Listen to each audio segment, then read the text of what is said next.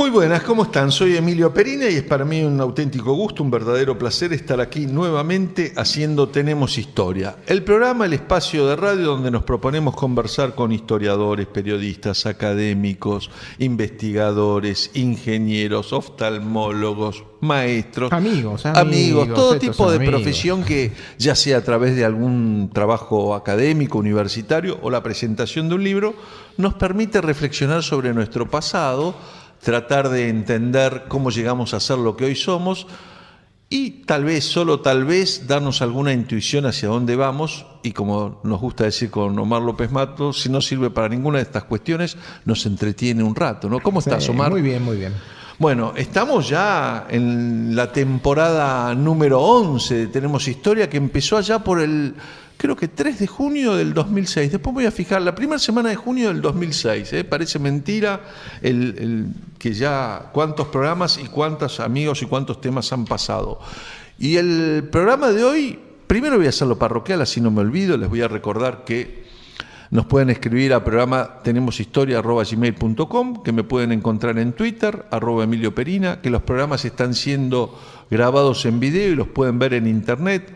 Los programas anteriores y el de hoy van a estar en el programa vimeo.com, Vimeo con B corta, ahí sí tienen que poner vimeo.com/Tenemos Historia. Pero además, desde este año, y gracias a que han cambiado algunas cuestiones que tienen que ver con YouTube, también estamos en YouTube, como diría Sarmiento, que es a quien le vamos a dedicar el programa de hoy. Ya que espiar en YouTube. Claro, también lo pueden buscar en Facebook, y ahí tienen que poner facebook.com/Tenemos Historia.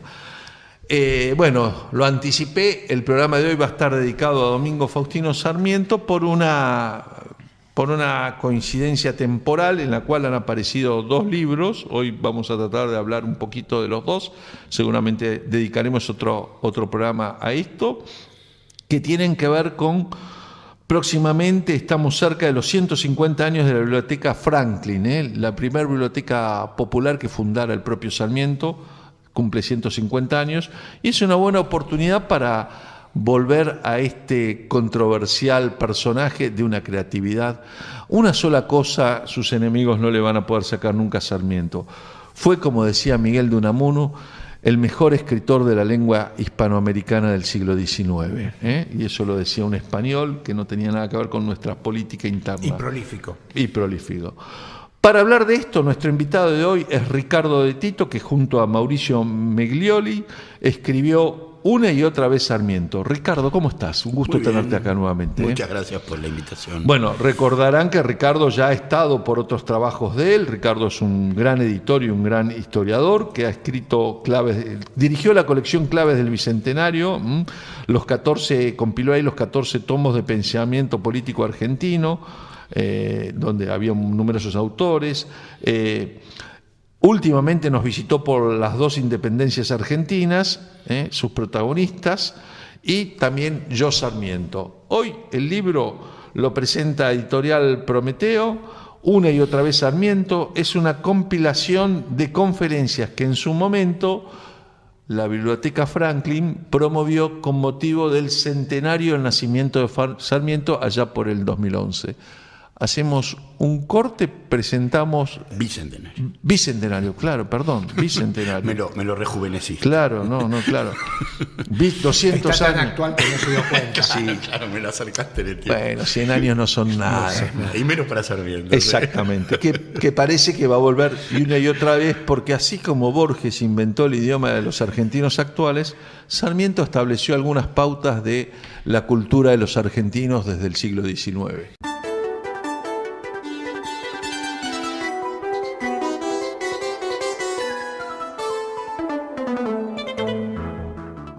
Bien, seguimos en Tenemos Historia y hoy otra vez vamos a hablar de Sarmiento, que, como dice el título de este libro que presenta Prometeo Libros, con el auspicio del Grupo Sancor Seguros, hay que hacerle el reconocimiento a los mecenas de la cultura, Una y otra vez Sarmiento. Los compiladores son Mauricio Meglioli, que vive en San Juan y dirige o es uno de los hombres de la Biblioteca Franklin precisamente, y Ricardo de Tito, que está hoy aquí con nosotros. Bueno, ¿cómo surgió la idea de este libro, Ricardo?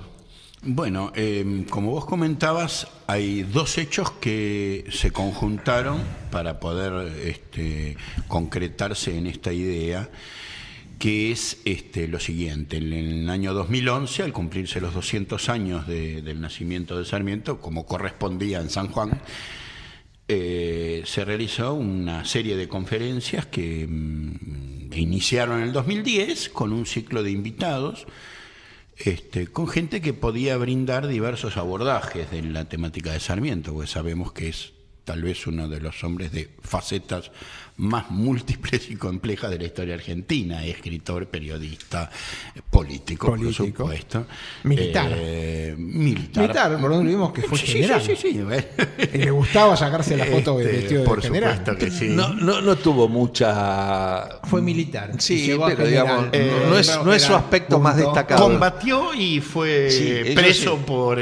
fue preso, por supuesto. Porque lo tomaron prisionero los unitarios. Pero a mí me gusta destacar una ¿Cómo? cosa. Los federales lo tomaron. No. Claro, los federales, el gobernador federal federal finalmente es el que le dice, mire, mejor váyase. Sí, seguro. Antes que lo maten. Pero una de las cosas que a mí más me gustan destacar de Sarmiento tiene que ver con el hecho, no lo que es la educación y las maestras que trajo de Boston y la ley 1420 que después la completa el presidente Roca. No, la completa Eduardo Wilde, por favor. No bueno, me lo el toques ministro Eduardo, Wilde y ¿no? el presidente Roca, está bien. Vamos a incluir a todos y también hay una continuidad con Avellaneda. O sea, los tres, Roca, Sarmiento, Avellaneda, de alguna manera arman Wilde, ese proceso, dale. bueno, con sus ministros, Wilde, etcétera, arman ese proceso porque de la idea de la ley educación. esa fue muy compleja, es muy interesante leer todos los discursos de Wilde.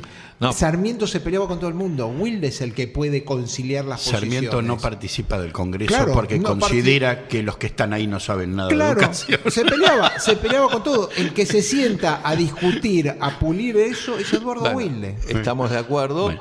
Pero ese es el aspecto más conocido. El aspecto que yo tantas veces destaco acá, en el caso de Sarmiento y de Victorino de la Plaza, es que son dos personajes que vienen de la más extrema pobreza, más de la Plaza que Sarmiento, pero Sarmiento venía de un hogar muy humilde, llegan a ser presidentes de la nación. Cosa que hoy día es imposible, tanto que se habla de una mayor justicia social, de una mayor inclusión, que se han gastado las palabras en estos últimos 15, 20 años. Es imposible que un chico de la calle o un chico que tuvo que estudiar en la pobreza en la cual estudió Sarmiento y autodidacta básicamente, llegue a ser presidente de la nación. Yo creo que es una de las claves en la personalidad de Sarmiento. Él era un joven pendenciero, él mismo lo cuenta, o sea que era un buscapleitos en realidad porque se aburría, porque en general sabía lo que el maestro iba a decir, entonces entre otras cosas, pero su origen plebeyo, o sea, de esa clase media plebeya, casi rozando el campesinado, digamos, y la economía de subsistencia. Para mí es una de las claves de esa personalidad tan, no sé, avasalladora. Porque un poco yo esto lo planteo en el Yo Sarmiento con bastante fuerza, es el tema de que él se tuvo que abrir paso a los codazos, inventarse una genealogía, construirse una historia familiar y relaciones que van desde la familia Funes en Córdoba a los Huarpes, o sea, para ubicarse en el medio intelectual, que era, y cuando vas a Santiago de Chile aún más, porque las élites santiaguinas eran todavía más cerradas que las porteñas. Entonces, él encontrar un lugar como periodista, acercarse a Montt, que después fue presidente de la Nación, etcétera, fue abrirse paso a los codazos en el 60 a las 6 de la tarde, más o menos de otras épocas.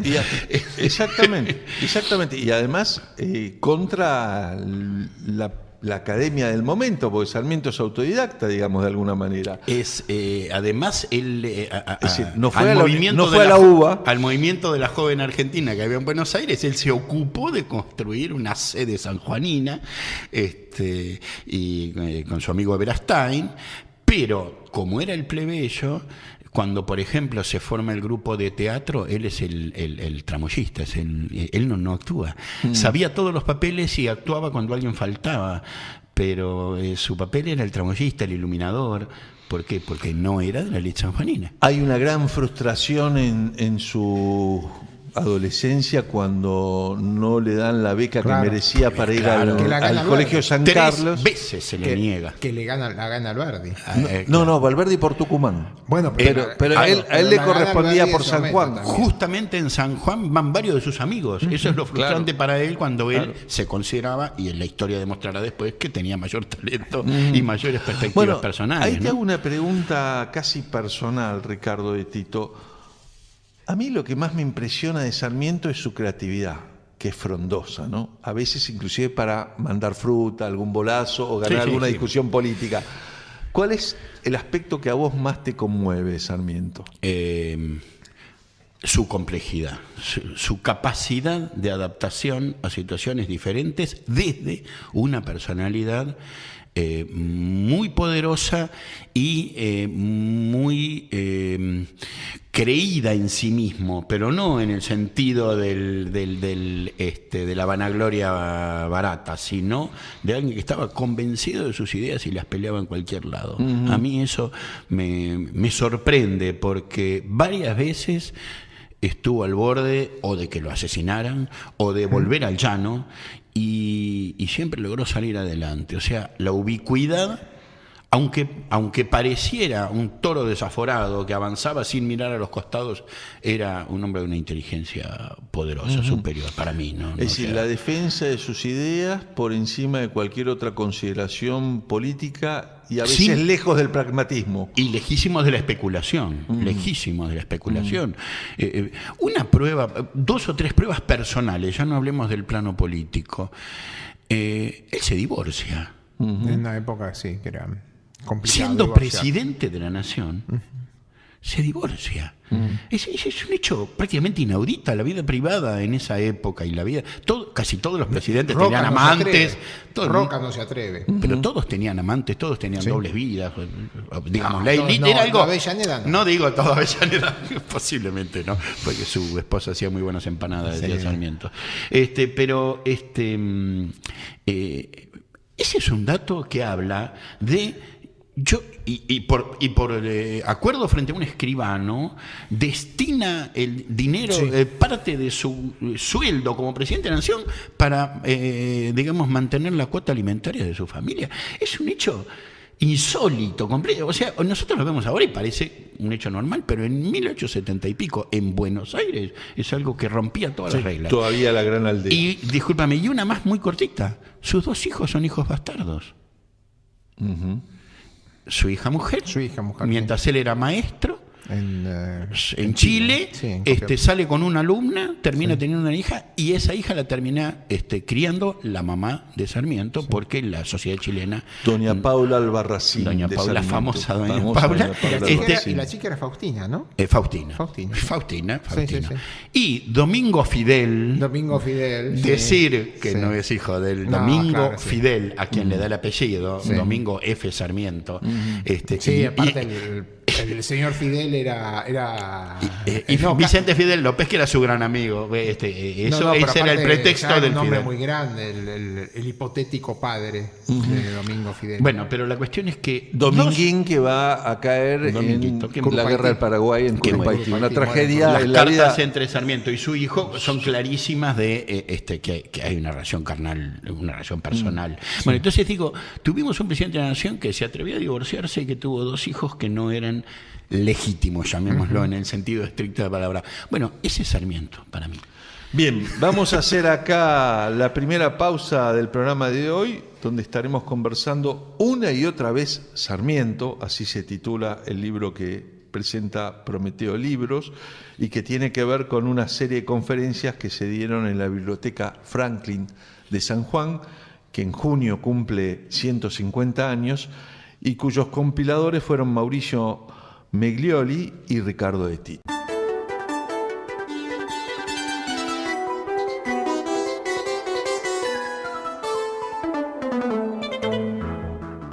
Seguimos en Tenemos Historia, está hoy con nosotros Ricardo de Tito. Ricardo de Tito lo recordarán y lo pueden buscar en vimeo.com por el programa que hicimos sobre las 2 independencias argentinas, también por algún programa anterior donde presentaba aquella colección Claves del Bicentenario, si mal no recuerdo. Ya vamos por el año número 11 y algún programa se me mezcla con otro, ¿no? Porque aparte, Ricardo, yo me acuerdo siempre, bueno, primero por Cartas de la Historia, ese es un muy buen libro. Ese es un libro que a vos siempre... Ese lo hiciste vos, no lo hice yo. No me tocó. No lo hicimos, pero siempre me acuerdo del libro, pues me sirve el libro de punto de referencia, porque rescatar distintas cartas. Mi único libro con tapa dura. Bueno, es verdad, puede ser. ¿Y Yo Sarmiento no era de tapa dura? ¿Cuál? Yo Sarmiento. No. Eso sí. Bueno, Yo Sarmiento hicimos nosotros también. Ese sí lo hicimos. Y la otra cosa que él, es muy interesante lo que dice, porque a veces cuando uno se pone a escribir como escritor de historia, no vamos a ser historiador, a veces uno desmistifica muchas cosas y vos siempre decís, vos lo dijiste una vuelta y me quedó muy grabado, ¿para quién estás escribiendo? Y ojo, que esto también lo leen los pibes, y a los pibes, ¿qué le estamos dejando? Eso es muy importante, porque es decir, se construyó toda una historia y últimamente se la trató de desmitificar también, pero desmitificársela a un pibe que todavía no se sopla los mocos, para no ser peyorativos, es una... Lo que pasa es que una cuestión yo vengo muy de la escuela, yo soy claro, docente. vos sos de la escuela, y eso es muy importante. ¿Qué le vas a Fui explicar director a de un escuela, pibe? entonces mi preocupación pedagógica siempre está bueno, presente. pero es una preocupación pedagógica. ¿Qué historia le estamos enseñando a nuestros hijos para que después hagan un país? Sí, bueno, claro. hablábamos recién de la imagen de lo que cada uno de nosotros tiene de Sarmiento como cuestión que lo impacta. Y parte de lo que vos mencionabas, Ricardo, creo que está muy bien reflejado en la película icónica sobre Sarmiento, que es Su mejor alumno, la que lo interpretó Enrique Muiño, Sí.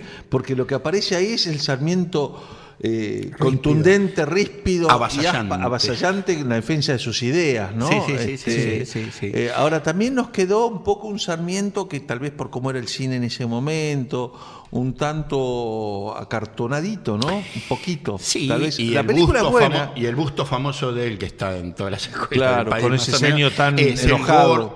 el hombre el gordito, primero que no era gordito, Sarmiento, habría que era más alto de lo que la mayoría piensa. Exactamente. Por ejemplo, Era Sarmiento era igual o más alto que San Martín. Nunca en nuestro imaginario colectivo se nos ocurriría decirlo, porque a San Martín lo tenemos con la imagen del hombre espigado. Y además el gesto gruñón, como que estuviera siempre llamándole la atención a los alumnos. Y esa es la cara que hay. Y era un de él. hombre que tenía humor, que tenía pasiones tremendas. Tanto porque humor Sarmiento y las tenía que el mujeres día es un que era. tema. Bueno, pero el día, siendo presidente de la nación, él participa del carnaval y nadie lo puede creer cuando aparece tirando serpentinas. En aquel momento era mucho más ingenuo que ahora todo el juego. Y aparece con la carreta presidencial en cerca de la Plaza de Mayo y se pone a jugar al carnaval con la gente. O sea, y aparte era un hombre, efectivamente, como vos decías, de polleras tomar, digamos, ¿no? Sí. Bastante con audaz. muchas pasiones. Su famosa anécdota enamoradizo con Mariquita Sánchez es muy... pero la dejamos para otro, esa para está otro en momento. el libro de pero, García momento de Hamilton. protección al menor. pero llega a excitarse con una mujer que le llevaba 30 años. Uno- que ya era uno- casi una la anciana. excitación era intelectual. Una de los hallazgos de García Hamilton en su libro es precisamente el título, Cuyano alborotador. Sí, ¿no? sí, Era un muy cuyano lindo libro. No, alborotador. era un tipo conflictivo. Bueno, Bueno, Conflictivo ahora- y conflictuante. García Hamilton es uno de los conferencistas que citamos y que editamos ahora en este libro. Lamentablemente, como todos sabemos, falleció. Y también en las conferencias están Félix Luna y Tulio Alperindongui, que también lamentablemente fallecieron posteriormente Bueno, a esta. las conferencias que se dieron a lo largo del año 2011 incluyen a Luciano de Privitelio. No, Luciano escribió el prólogo. El prólogo. El prólogo porque hace perfecto. una mirada de conjunto del Qué interesante. Bueno, Luciano un excelente actualmente prólogo. y un excelente historiador que actualmente es el director de Cultura de la Casa de Gobierno. Sarmiento, Derecho, Instituciones y Educación, García Hamilton. Educación y Coyuntura Argentina, Marcos Aguinis. Recuerdos de Provincia en la trayectoria de Sarmiento por Tulio Alperindonga. Sarmiento de Todos, Lindo título el de Félix Luna. Félix Luna, gran titulador Félix Luna.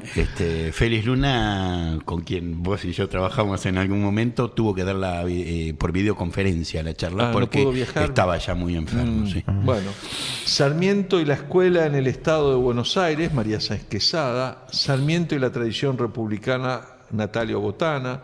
Sarmiento y Mitre, Encuentros y Desencuentros, por Miguel Ángel de Marco, biógrafo de Mitre. Y expresidente de la Academia Nacional de la Historia. Facundo en la literatura política argentina del siglo XIX, por Noé Gittrich, un historiador de la literatura importante. Tiene la colección de historia crítica de la literatura, que es una maravilla. Es una maravilla, sí, esa de MC, ¿no? De MC, sí. Claro. Sí. Las ideas políticas del siglo XX y los desafíos del siglo XXI, por Juan José Sebrelli. Yo amo a Sarmiento, por Tomás Abraham, lindo título. Muy también. lindo título. Rangos. Es muy curioso lo de Abraham, porque dice, si me preguntan por qué lo amo, no sabría por qué, pero lo amo. Dice en un momento. Bueno, comparten algo de esa creatividad para exponer. Claro. No me voy a meter con los otros aspectos de Sarmiento, también es ríspido a Abraham y tiene otras cualidades que lo emparentan con Sarmiento. Rasgos identitarios del argentino, por Pedro Luis Barcia, presidente de la Academia de Letras, ¿no? Las maestras de Sarmiento, Julio Crespo. Sarmiento y Borges, por Alejandro Vaccaro. Vaccaro es uno de los biógrafos de Borges. Sarmiento y su proyecto de país, por nuestro invitado de hoy, Ricardo de Tito. Sarmiento y el periodismo, Diego Valenzuela, que estuvo también en el programa y lo pueden encontrar en vimeo.com. Y El poder de Facundo, como por Adrián Amante. Bueno, esto es lo que compone el libro.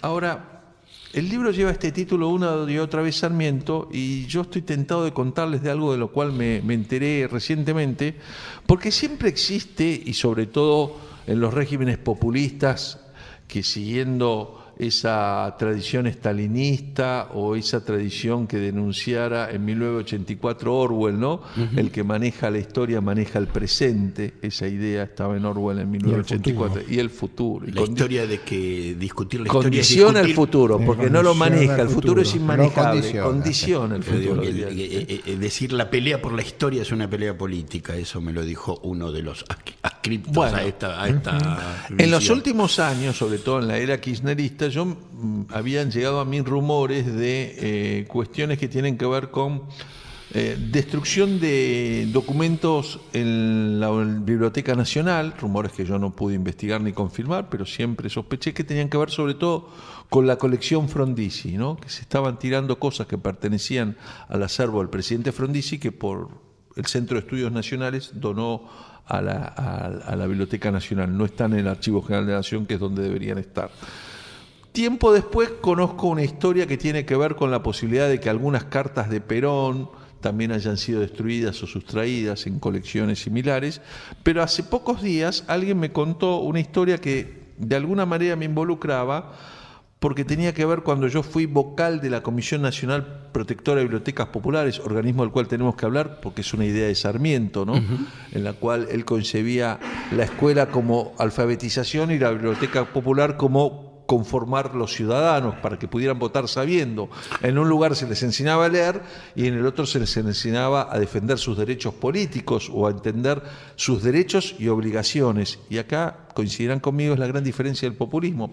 El populismo solo habla de derechos, cree que se puede armar una sociedad equilibrada en donde todos reclaman derechos y en realidad las sociedades equilibradas son una mezcla de derechos y obligaciones, y eso Sarmiento lo tenía muy claro, y por eso su idea de las bibliotecas populares como organismo de la sociedad civil fomentada desde el Estado, pero siempre con el control de la sociedad civil. Bueno, él opinaba que los libros hacían un trabajo propio, que el libro, la presencia del libro en los hogares, facilitar que el libro, la publicación escrita estuviera, o las revistas, por ejemplo, él decía, ¿para qué es tan importante saber leer? Por ejemplo, dice, porque en Estados Unidos, esto lo toma de allá, la gente para elegir, digamos, qué máquina va a comprar, qué máquina agraria va a comprar, compra una revista y puede leer y comparar el producto, entendiendo de qué se trata. no es el vendedor el que le explica, sino el que lee se transforma en un sujeto activo en sus decisiones, que es lo que vos decís de ser un ciudadano. O sea, entonces, por ejemplo, él en esto de fundar bibliotecas populares hace patriadas increíbles como irse en el tren con una locomotora llamada Domingo Faustino Sarmiento, no por él, sino ya durante el gobierno de Avellaneda, años después, se va hasta Tucumán, de Córdoba a Tucumán, y de Tucumán a caballo llega al límite prácticamente entre Jujuy y Bolivia para inaugurar una biblioteca. Que le ponen su nombre. ¿Por qué? Porque él tenía esa confianza en que el libro ahí, donde no había una escuela, el libro iba a servir para generar civilización, digamos. Bueno, voy a poner un poco de suspenso, si me permiten, vamos a hacer una pausa. Yo voy a terminar de contar la historia que tiene que ver con las bibliotecas populares y la destrucción de los documentos y la destrucción de la historia, y vamos a seguir hablando de las bibliotecas populares porque me parece que es una cuestión que hay que destacar dentro de la obra de Sarmiento.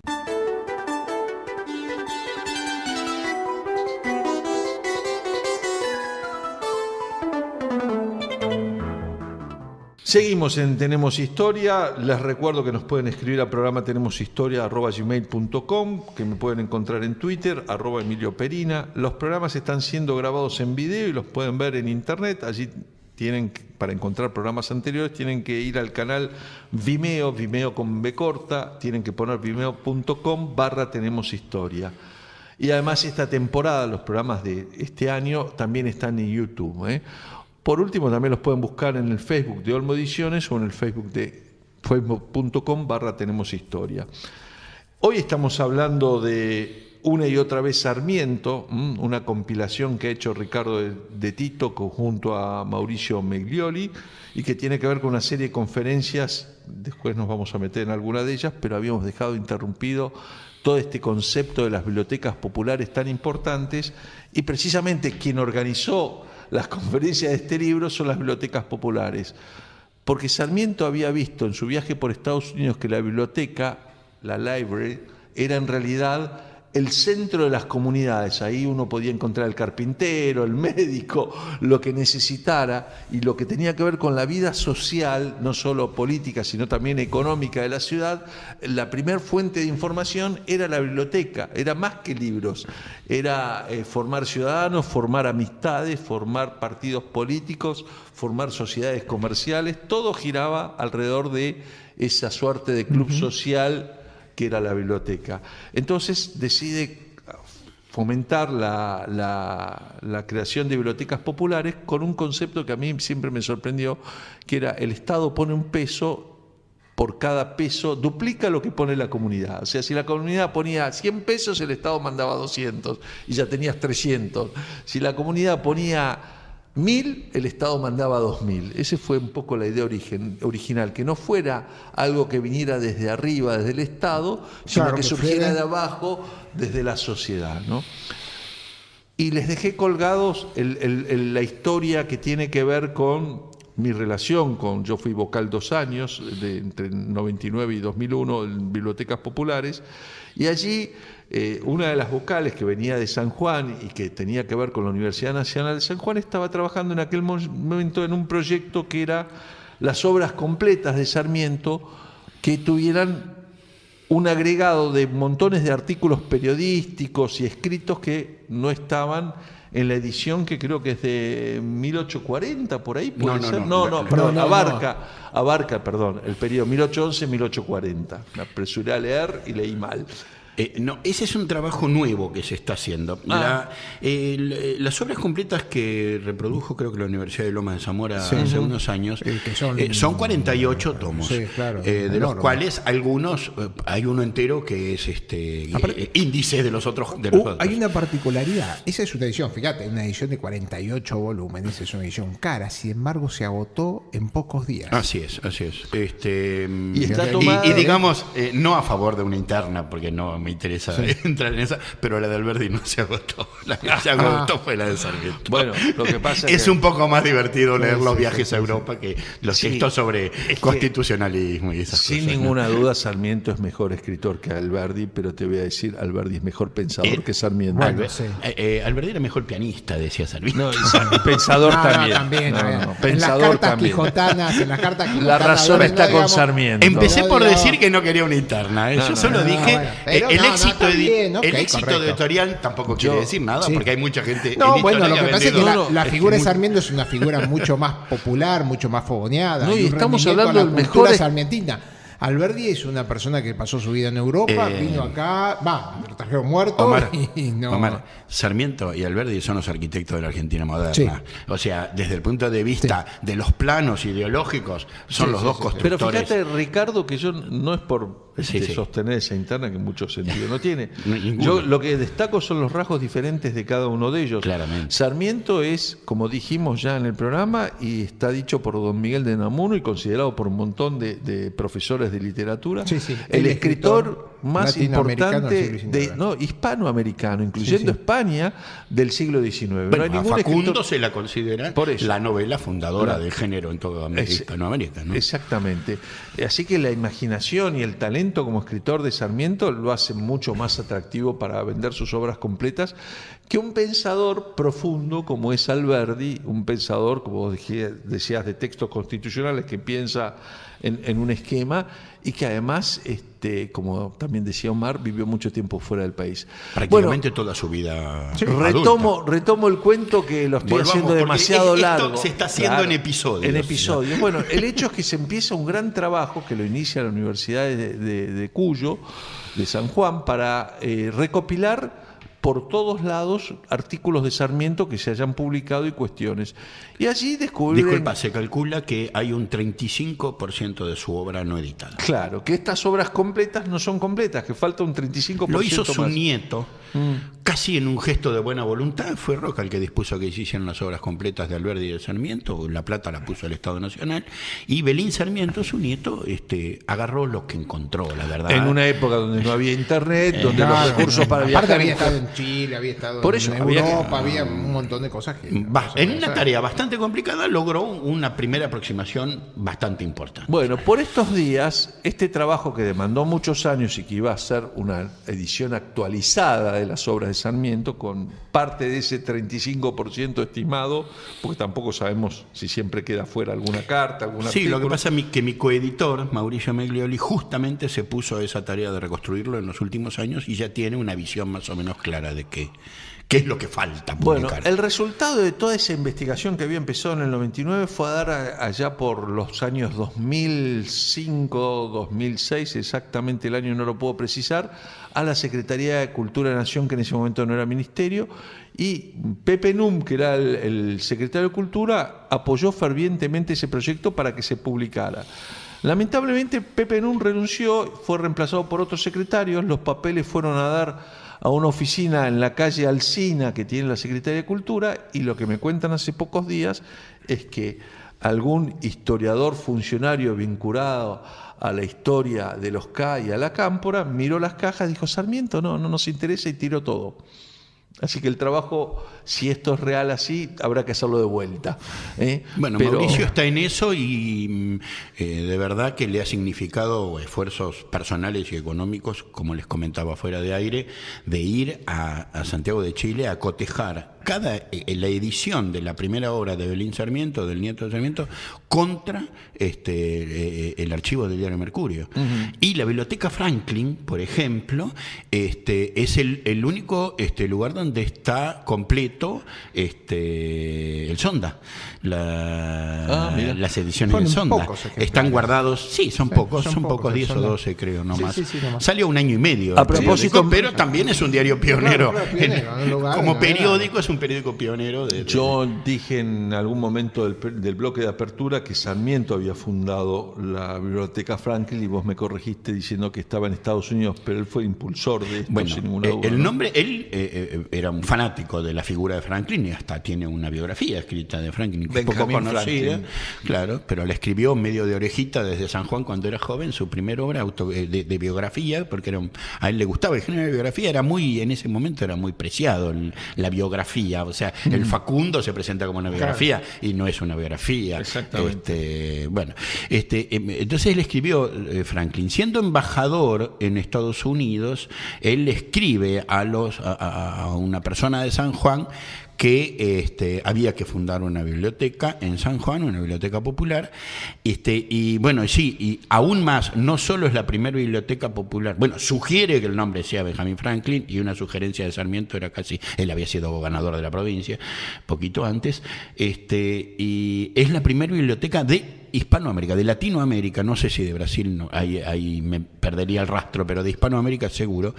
Entonces es todo un acontecimiento que estemos ante 150 años y quiero en dos palabras decirles que además en el momento actual, la reconversión de una biblioteca para dejar de ser solo un lugar en el que hay libros, sino encontrar otros mecanismos de divulgación. Por supuesto, claro.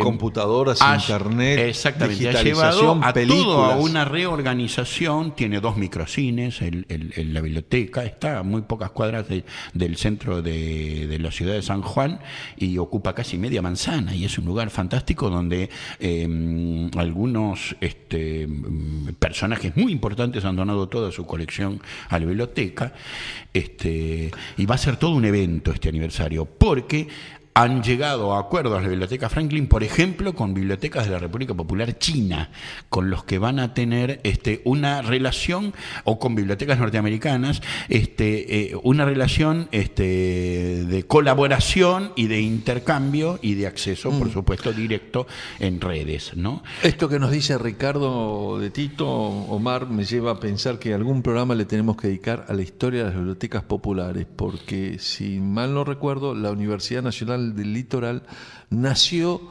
el embrión es la Biblioteca Popular de Santa Fe, y así en muchos casos hay bibliotecas como la Franklin que hoy ocupan espacios culturales muy importantes con muchos pisos, la de San Isidro, la Bernardina, que en realidad no es San Isidro, pero es Martínez, la Biblioteca Popular de Martínez, la Bernardino Rivadavia, donde hay teatro y parte del teatro que uno puede ver en esa zona norte y los grupos teatrales y musicales y las funciones de cine debate y todas estas cuestiones a lo largo y lo ancho del país lo han hecho distintas bibliotecas populares, algunas de las cuales hoy son edificios de varios pisos con anfiteatro y nacidas, y muchas de ellas son más de la Franklin, ¿no? Tiene un coro, claro. Dan clases de las cosas más diversas que se te puedan ocurrir.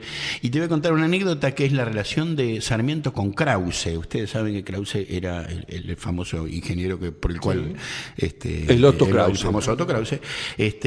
Krause vivía en Chivilcoy.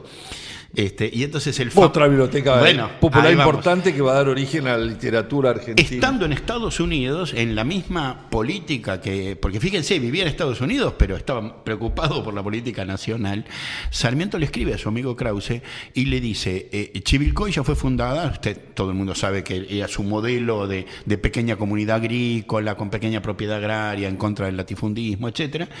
Dice, ya tiene en su escuela, Krause, usted que es alemán y que sabe lo importante que es la lectura, por favor, funde ya la biblioteca para que esos trabajadores agrarios sean capaces de poder leer los folletos que yo les voy a mandar desde Estados Unidos sobre maquinaria agrícola. Una cosa, o sea, hablábamos de la utilidad, la cosa práctica de formar ciudadanos en la pequeña... Muy americano. Claro. Sí, el farmer.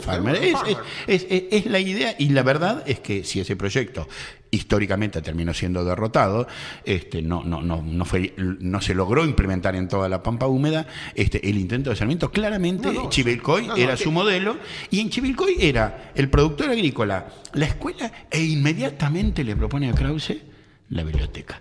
Bueno, Krause después, saben que en las afueras de San Juan hay una población que se llama Krause porque acompaña al tren cuando llega por el primer tren a San Juan, y Sarmiento digamos, creo que es el hermano de Krause, el que termina recalando allá también. Bien, vamos a hacer la última pausa en el programa de hoy, una y otra vez Sarmiento. Una y otra vez. Una y otra vez Sarmiento, con facetas diferentes, con autores diferentes, hablando de aspectos diferentes de la vida de este cuyano, que además de alborotador, era tremendamente creativo e inteligente y sobre todo un hacedor.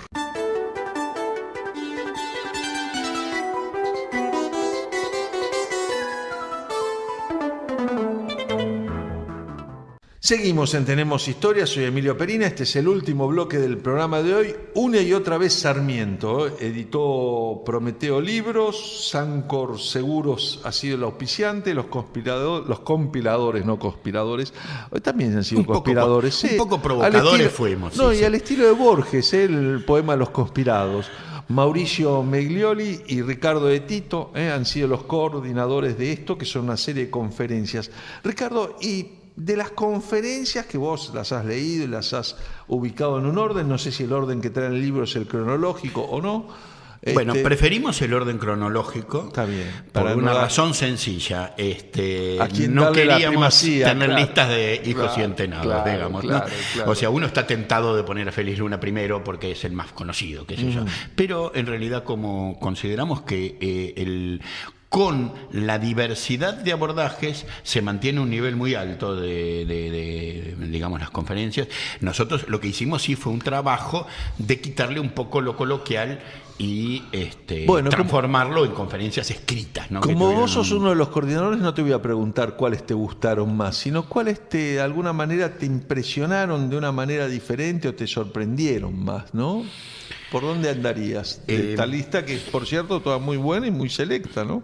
Bueno, yo le tengo un cariño especial a Félix Luna y sabiendo en la situación en que dio la charla esta, Sarmiento de todos, me parece que otra vez más pinta la brillantez de Luna para entender ciertas cosas y poder desde su posición, porque es un hombre Bueno, que yo aprendí tuvo- de él esta idea de historia sin beneficio de inventario, una historia claro. para todos, con Sí, sí, buenos, sí, con sí, malos, sí, sí. con los donde entran todos. Sé que en la fuiste historia. todo es historia, que Sí. fuiste un Así que él me enseñó eso. Bueno, entonces es breve la de Luna, pero siempre tiene ese plus de la persona que tiene capacidad de comprensión. Luna escribió un libro fantástico que es Los fantasmas de Sarmiento, poniéndose también en la piel de él, como pensando la última noche, ¿no? Y recreando situaciones, y la verdad que es un libro pequeño y sin embargo no valorado entre lo mejor de la producción de Luna. ¿Sabés por qué? Porque quedó muy opacado, porque al mismo tiempo había salido Cuyano Alborotador de García Hamilton y que vendió más, y por esas cosas del Cuestiones negocio de mercado, editorial y de mercado, cuestiones de mercado. quedó, es cierto eso que decís. Ahora, Ahora- Sarmiento y su proyecto de país, que es de un tal Ricardo de Tito, que está conversando conmigo, me lleva a mí a preguntarle, porque el falso revisionismo y la historia muy manipulada lo ha ubicado a Sarmiento como formando parte de un gobierno oligárquico, etcétera, etcétera. Y él, que denunciaba la oligarquía con olor a bosta y que los enfrentó precisamente, y hablamos antes de su origen humilde y pobre, es uno de los dos presidentes más pobres que ha tenido la Argentina y que ha llegado a la primera magistratura. La casa en la que residió, su secretario le sacaba, no se lo decía, y le quitaba parte de su salario de presidente, no sé si un 15, un 20%, que Sarmiento, como era muy descuidado y no le daba mucha bolilla a esas cosas, no lo supo, y cuando terminó la presidencia le dijo, bueno, yo le hice una pequeña reserva de dinero para comprar una casa porque no puede ser que usted viva alquilando. Pero y así contame- fue donde está hoy la Casa de San Juan, Claro. que se llamaba Calle Cuyo y que ahora es la Calle Sarmiento. Claro. Ese proyecto de país hoy, en los 2 minutos que nos quedan, Bueno. ¿qué es lo que...? Básicamente, él lo dice con todas las letras, su proyecto es derrotado. Su proyecto es derrotado. Su proyecto Precisamente por la es oligarquía el de con la olor a reforma bosta. agraria. Claro, O sea, claro. Él no quería ni latifundo ni proyecto de país de lo que ricos. la Argentina no hizo. O sea, Siempre se toma la educación, la inmigración, como si fueran todas piezas de un rompecabezas separados. No, la inmigración era para llevar gente al campo, para distribuir las tierras y, distribuyendo las tierras, generar un país que tuviera un fuerte mercado interno, que desarrollara la industria sobre la base de ese mercado interno, copiando el modelo norteamericano. Por eso algún autor marxista entre nosotros, Aníbal Ponce, si mal no recuerdo, escribió sobre Sarmiento elogiosamente, ¿no? Sí, yo sé que Ponce escribió, pero la verdad no lo leí, así que no sabría decirte. Ahora, el modelo ese era el modelo contrario al modelo agroexportador, que es el que finalmente se impone y que le da a la Argentina 50 años o 40 años de bonanza, pero que después lo muestra en su propio estancamiento. O sea, es el tema de la propiedad agraria se transforma en un límite absoluto al desarrollo económico del país. Y por supuesto también, al no desarrollarse un mercado interno, hace que el país dependa y viva de sus exportaciones. Bueno, esta fue la discusión de Sarmiento. Entonces, unamos las cosas. Inmigración para poblar. O sea, acá otra vez volvamos, ¿no? Sarmiento y Valverdi. Gobernar es poblar. Claro. Y educar al soberano, agregar Sarmiento. ¿Para qué? ¿Educarlo para qué? Para hacerlo ciudadano consciente. ¿Hacerlo ciudadano consciente para qué? Para que actúe en política. Él, por ejemplo, contrapone claramente que en San Juan vota mucha más gente que en Buenos Aires. Y dice, y eso es por una razón sencilla. En San Juan la gente es propietaria de sus tierras. En cambio, en Buenos Aires los terratenientes pueden llevar o no a sus peones a votar. A nadie le importa. En San Juan hay mucha más gente que que lee porque son propietarios. A los peones no importa que sepan leer, cuando decía Alhambren, ¿no? Sí. Y bueno, entonces acá hay un modelo. Ese modelo de país es el de el país educado. A nosotros nos quedó la educación pública, por suerte, que muchas generaciones usufructuamos y el país progresó de la mano de lo que se hablaba de la ley 1420, que es plasmar el modelo que había planteado Sarmiento antes. Pero vuelvo a decirlo, la educación como instrumento para formar ciudadanos, no la educación como un fin en sí mismo porque quisiera formar élites intelectuales. Y menos una clase trabajadora al servicio de empresarios, que a veces se piensa en educación como salida laboral. No, es para formar ciudadanos y personas. Tal cual. Y después esos serán obreros, intelectuales o lo que fuera. Gracias, Ricardo de Tito, por traernos una y otra vez Sarmiento. Y recuerdo, para cerrar, Omar, si te parece, una frase que a mí me acuerdo, me la acercó Beatriz Gutiérrez Walker cuando era secretaria de Cultura de la Nación, que era una frase de Sarmiento que decía, y para que veamos cuán actual todavía sigue siendo Sarmiento, porque los vicios que él denunciaba todavía están presentes. Se quejaba Sarmiento que las ideas sin acción eran un vicio de nuestros intelectuales y la acción sin idea era un vicio de nuestros políticos. Hay que buscar una síntesis de ambos para tener el país que soñamos todos. Gracias, Ricardo. Omar, nos reencontramos la semana próxima, si te parece, aquí en Tenemos Historia. Y yo te agradezco mucho esta invitación y bueno, invito a la gente a que lea un libro que creo que es interesante compartir por la diversidad de abordajes. Se van a divertir y van a conocer una y otra vez a Sarmiento desde distintos ángulos. La semana que viene los vamos a estar esperando con Omar López Mato, aquí en Tenemos Historia.